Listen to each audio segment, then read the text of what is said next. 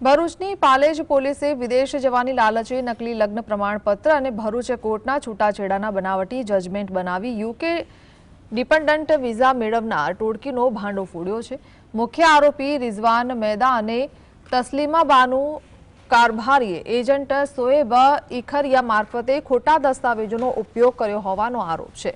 આ કાવતરામાં તસ્લીમાનો ભાઈ ફૈઝલ અને વકીલ સાजिद કોઠિયાની પણ સંડોવણી ખુલી છે। હાલ યુકેમાં અને કેનેડામાં આરોપીઓ વિરુદ્ધ છેતરપિંડી બનાવટ અને કાવતરાનો ગુનો દાખલ કરવામાં આવ્યો છે। પોલીસે બ્રિટિશ હાઈ કમિશનને જાણ કરી તપાસ શરૂ કરી છે। યુકે ખાતે નાગરિકોને લઈ જવામાં આવે છે અને ત્યાં તેમના ખોટા સર્ટિફિકેટ બનાવી ખોટા લગ્નના પ્રમાણપત્ર ઊભા કરી અને ત્યારબાદ ખોટા લગ્નના અને ડાયવોર્સના કાગળ ઊભા કરી અને તેમને ત્યાં નાગરિકતા ઊભી કરતી એક ટોળકીનો પર્દાફાશ કરવામાં આવ્યો છે।